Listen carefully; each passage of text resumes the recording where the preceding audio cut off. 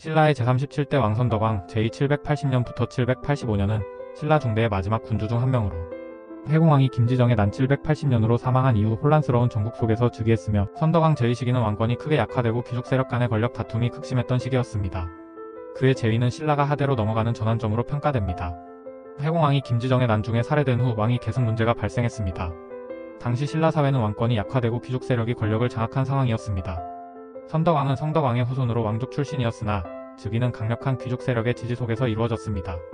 즉위 당시 나이가 많았으며 이는 정치적 경험과 안정성을 기대하는 귀족들의 선택으로 해석됩니다.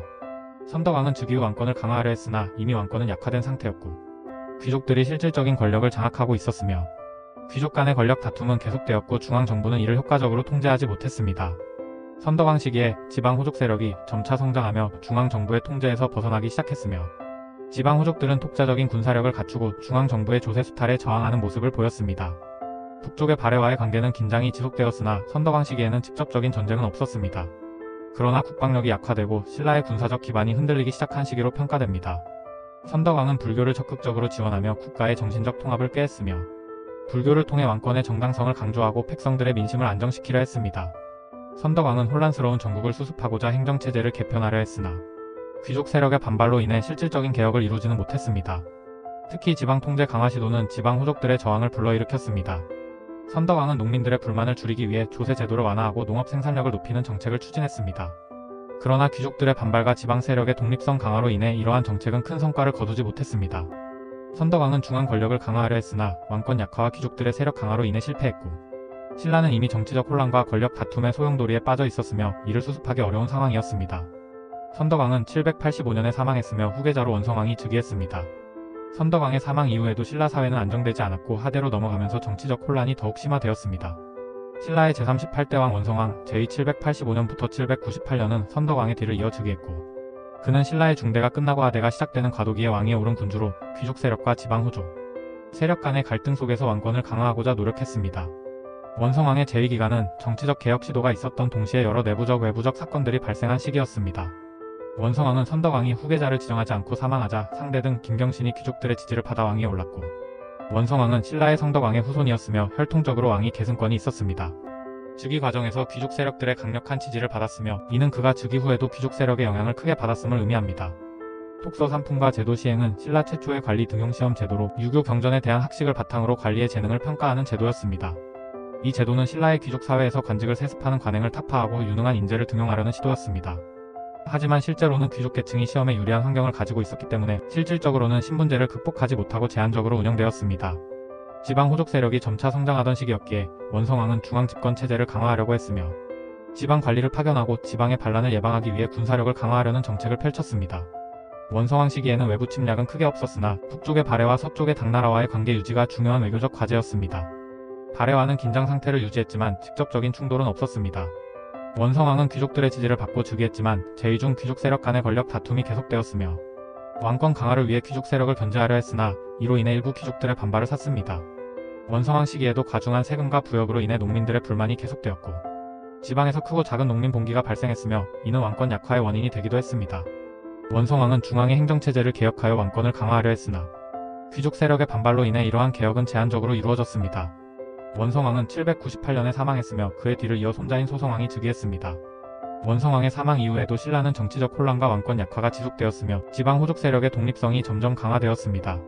신라의 제39대 왕 소성왕 재위 799년부터 800년은 원성왕 38대 왕의 손자이자 김준홍이라는 이름으로 알려져 있습니다. 그는 신라 하대의 혼란스러운 정치적 환경 속에서 짧은 재위 기간 동안 왕위에 올랐으나 내부의 어려움을 극복하지 못하고 갑작스럽게 사망했습니다. 소성왕의 즉위와 그의 치세는 신라 왕권이 계속 약화되고 귀족 및 호족 세력이 강화되는 시기와 맞물려 있습니다. 소성왕은 원성왕의 손자로 원성왕의 아들 김중희가 아닌 그의 형제였던 김경신 후에 원성왕의 계통에서 왕위에 올랐습니다.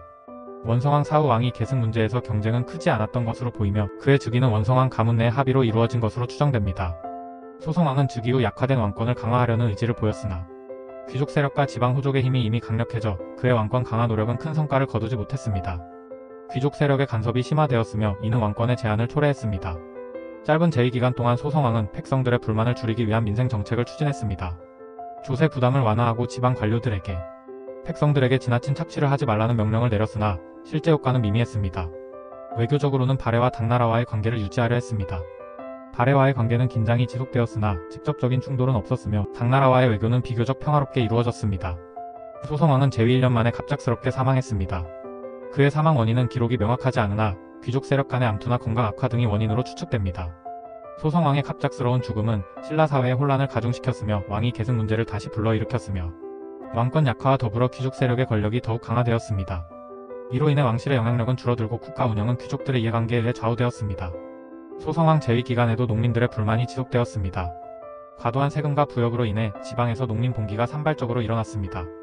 중앙정부의 통제력이 약화된 상태에서 이러한 봉기는 점점 더 신라국가 체제를 위협하는 요소로 작용했습니다. 소성왕은 800년 재위 1년 만에 갑작스럽게 사망했습니다. 그의 갑작스러운 죽음은 왕위 계승 문제를 불러일으켰으며 귀족 세력 간의 갈등이 심화되었습니다. 소성왕의 뒤를 이어 원성왕의 또 다른 손자이자 김중의 아들인 애장왕이 즉위했습니다. 신라의 제40대 왕 애장왕 재위 800년부터 809년은 원성왕의 손자이자 소성왕의 조카로 이름은 김청명이며 애장왕은 신라하대의 혼란 속에서 즉위했으나 귀족 세력과의 갈등과 왕권 약화로 인해 결국 암살당하는 비극적인 최후를 맞이했습니다. 그의 치세는 신라하대의 구조적 문제인 왕권 약화와 귀족 세력의 확대가 본격화되는 시기였습니다. 애장왕은 소성왕이 갑작스럽게 사망한 후 왕위에 올랐고 당시 애장왕은 매우 젊었으며 그의 나이는 즉위 당시 13세였습니다. 따라서 초기의 국정 운영은 그의 아버지이자 상대 등이었던 김원창이 주도했습니다. 애장왕은 혈통적으로 원성왕의 직계 후손으로 왕위 계승의 정당성을 갖추고 있었으나 귀족 세력 간의 갈등 속에서 왕권은 크게 약화된 상태였습니다. 애장왕은 즉위 후 왕권을 강화하고 국가의 안정을 도모하기 위해 노력했습니다. 그는 지방 통제를 강화하고 중앙 집권 체제를 회복하려 했으나 이 과정에서 귀족 세력의 반발을 불러일으켰고 결국 정치적 갈등으로 이어졌습니다. 특히 그의 치세 동안 상대 등 김원창이 막강한 권력을 행사하면서 왕실과 귀족 세력 간의 권력 다툼이 격화되었으며 왕권 약화의 흐름 속에서 귀족들은 자신들의 세력을 더욱 확장하려 했고 이는 왕실과 귀족 간의 대립을 심화시켰습니다. 애장왕은 민생을 안정시키기 위해 세금 제도를 정비하고 농민들의 부담을 완화하려는 정책을 시도했습니다. 그러나 지방 호족 세력의 성장과 중앙 정부의 약화로 인해 이러한 정책은 제한적인 효과만 거두었습니다. 애장왕의 아버지 김원창은 상대 등의 지위에서 국정을 주도하며 왕권보다 더 강력한 영향력을 행사했습니다. 김원창은 자신의 아들 애장왕의 형제들을 고위 관직에 앉히는 등 세력을 강화했으며 이를 통해 왕권을 견제했고 이러한 상황은 애장왕의 왕권을 크게 약화시키는 결과를 초래했습니다. 김원창과 같은 귀족 세력의 권력 확대는 왕권 강화 정책을 추진하던 애장왕과 대립을 불러일으켰습니다. 귀족 세력의 반발로 인해 왕실의 개혁 정책은 큰 저항에 부딪혔습니다. 809년 애장왕은 상대 등 김원창과 귀족 세력의 쿠데타로 인해 암살당했습니다. 이로 인해 그의 재위는 비극적으로 막을 내렸습니다. 애장왕의 암살 사건은 신라 왕권이 심각하게 약화되고 귀족 세력이 실질적으로 정권을 장악한 신라하대의 현실을 보여주는 상징적인 사건이었습니다. 애장왕의 사망 이후 그의 삼촌인 헌덕왕이 즉위했습니다. 헌덕왕은 김원창의 형제로 귀족 세력의 지지를 받아 왕위에 오른 것으로 보입니다. 애장왕의 죽음은 신라 왕실 내의 권력 다툼과 귀족 세력의 전횡이 신라 정치의 중심에 자리 잡았음을 상징하는 사건이었습니다. 신라의 제41대 왕 헌덕왕 제809년부터 826년은 원성왕의 손자이자 애장왕의 삼촌으로 본명은 김원흥으로 애장왕의 암살 이후 귀족들의 지지를 받아 왕위에 올랐습니다. 헌덕왕의 치세는 신라하대의 권력 구조가 왕실에서 귀족과 지방 세력으로 이동하는 과도기를 보여줍니다. 그의 재위 기간은 중앙 집권 체제가 더욱 약화되고 지방 세력의 성장과 혼란이 두드러졌던 시기입니다. 헌덕왕은 809년 조카인 애장왕이 귀족 세력의 쿠데타로 암살된 이후 왕위에 올랐습니다. 그의 즉위는 귀족 세력의 주도로 이루어졌으며 이는 왕권이 약화되고 귀족들이 정치적 주도권을 쥐게 된 신라하대의 전형적인 특징을 보여줍니다. 헌덕왕은 왕위에 오른 이후 왕권 회복을 위해 노력했으나 이미 강력해진 귀족 세력과 지방 호족의 반발로 인해 큰 성과를 거두지 못했습니다. 헌덕왕은 즉위 후 중앙 집권 체제를 강화하고자 했으며 그는 지방 행정을 개편하고 지방관들에게 백성들의 삶을 안정시키도록 명령했으나 실질적인 권한은 지방 호족들에게 넘어가 있었습니다. 헌덕왕은 민생 안정을 위해 세금 체제를 개편하고 농민들의 부담을 줄이려 했습니다. 특히 농업 생산력을 높이기 위한 노력도 기울였으나 지방 호족의 수탈과 과도한 세금 징수로 인해 농민 봉기가 일어나는 것을 막지는 못했습니다. 당나라와의 외교 관계는 비교적 평화롭게 유지되었으나 발해와의 관계는 여전히 긴장 상태였습니다. 발해는 신라 북쪽 경계를 자주 침범했으나 헌덕왕은 이를 적극적으로 해결하지 못했습니다. 822년 헌덕왕 시기의 가장 큰 사건은 김원창이 일으킨 반란으로 김원창은 헌덕왕과 같은 왕족 출신으로 아버지 김주원이 원성왕과의 왕위 계승 경쟁에서 패한 이력이 있었습니다. 그는 지방 세력의 지지를 얻어 공주 당시 웅천주에서 반란을 일으켰으며 김원창은 스스로를 국왕으로 칭하고 국호를 장한 연호를 경훈이라 정하며 독립국가를 선언했습니다. 김원창의 난은 지방 세력의 성장과 중앙 정부의 통제력 약화를 상징하는 사건이었습니다. 헌덕왕은 군대를 동원해 반란을 진압했으나 이는 신라 중앙 정부의 약화와 지방 세력의 강화를 막지 못했습니다. 김원창의 아들 김범무는 아버지의 반란이 진압된 후에도 계속해서 반발했습니다. 그는 825년에 또다시 반란을 일으켰으나 역시 헌덕왕에 의해 진압되었습니다. 이러한 반란은 신라왕실과 지방 세력 간의 대립이 심각해지고 있음을 보여주는 사례입니다. 헌덕왕은 혼란스러운 상황 속에서도 중앙정부를 유지하려고 노력했으며 반란 진압을 통해 왕실의 권위를 일정 부분 회복하려는 의지를 보였습니다. 그러나 귀족 세력의 강한 영향력 아래에서 실질적으로 왕권을 행사하지 못했고 그의 정책은 큰 성과를 내지 못했습니다. 헌덕왕은 826년 제위 18년 만에 사망했으며 그의 죽음 이후 신라는 계속되는 혼란 속에서 더욱 분열되었습니다. 그의 뒤를 이어 흥덕왕이 즉위했으며 신라 왕권은 계속해서 약화되는 추세를 보였습니다. 신라의 제42대 흥덕왕제의 826년부터 836년은 헌덕왕의 동생이자 원성왕의 후손이며 본명은 김균정이며 신라 중후반의 혼란 속에서 즉위하여 중앙집권 강화를 시도했지만 그의 통치기간에도 왕권 약화와 귀족 및 지방 세력의 성장은 계속되었습니다. 특히 그의 치세는 중요한 정책적 변화와 함께 혼란의 시대를 상징하는 사건들로 가득 차 있습니다. 흥덕왕은 헌덕왕의 사망 후 귀족들의 지지를 받아 왕위에 올랐습니다. 헌덕왕 제위 시절 그는 이미 왕위 계승자로서의 지위를 확립하고 있었기에 즉위 과정은 비교적 순조로웠습니다. 당시 신라는 중앙 권력이 약화되고 지방 호족들의 세력이 강해져 혼란이 극심해진 상태였습니다. 흥덕왕은 신라의 경제를 활성화하기 위해 상업과 해상무역을 적극적으로 장려했으며 특히 청해진 설치를 통해 해상무역의 거점을 마련하였고 이 과정에서 장보고의 활약이 두드러졌으며 장보고는 서남해안 지역을 중심으로 해적을 소탕하고 청해진을 기지로 삼아 당나라 및 일본과의 무역을 활성화했습니다. 흥덕왕은 유교적 이념에 따라 중앙집권 체제를 강화하고자 했고 관리 등용 제도를 정비하여 유능한 인재를 등용하려 했으며 민생 안정과 조세 제도의 개혁에도 관심을 기울였습니다. 흥덕왕은 834년 사치 풍조를 막기 위해 의복 금지령을 반포하였습니다. 이 법령은 백성들의 사치스러운 의복 착용을 금지하고 사회적으로 절약을 강조한 정책으로 평가받았으나 실질적인 효과는 미미했으며 귀족들의 사치스러운 생활을 막지 못했습니다. 흥덕왕은 해적 소탕과 해상무역 활성화를 위해 장보고를 임명하고 완도에 청해진을 설치했습니다.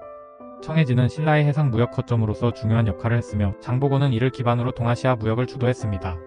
이는 신라 경제를 발전시키는 데 크게 기여한 흥덕왕의 대표적인 업적입니다. 헌덕왕 시절 발생한 김원창의 난과 김범문의 난 이후 지방 세력의 반란은 흥덕왕 치세에도 지속되었습니다.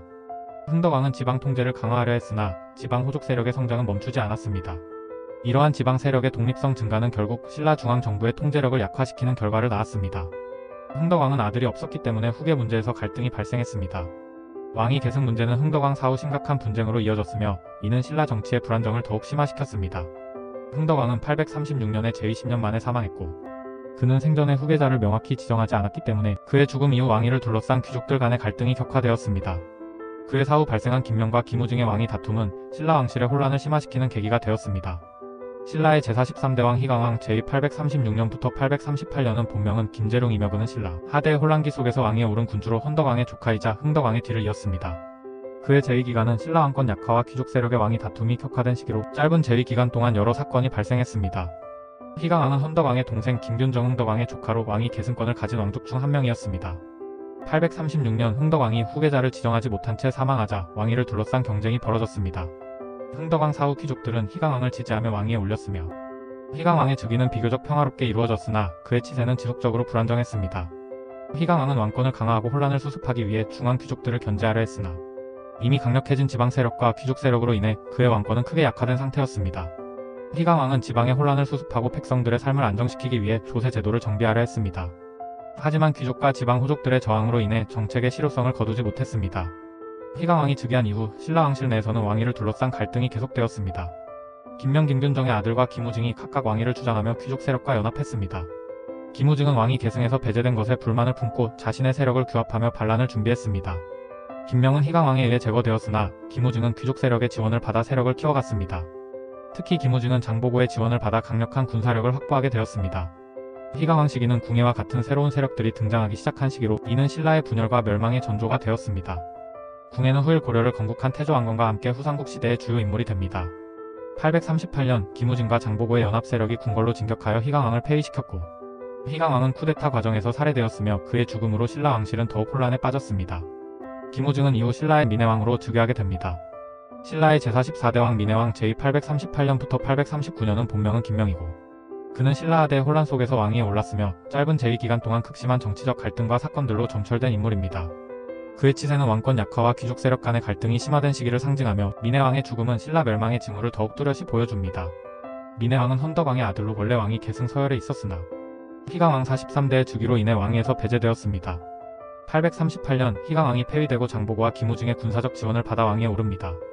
그는 즉위와 동시에 민해왕이라는 묘호를 받았으며 왕위 찬탈로 인해 즉위 초부터 정치적 기반이 약했습니다.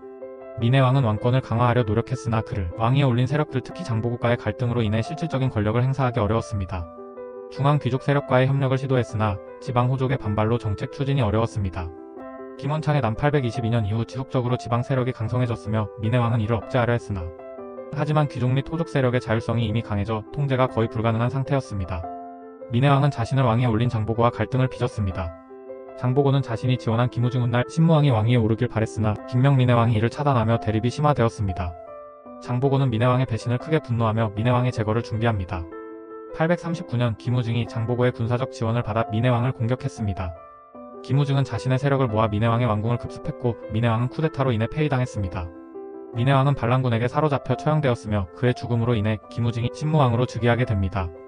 민해왕은 즉위 2년 만인 839년 김우중과 장보고 연합군에 의해 폐위되었으며 처형당하면서 비참한 최후를 맞이했습니다. 그의 죽음은 신라 왕실의 정치적 혼란과 귀족 및 호족 세력의 분열을 더욱 부각시키는 사건이었습니다.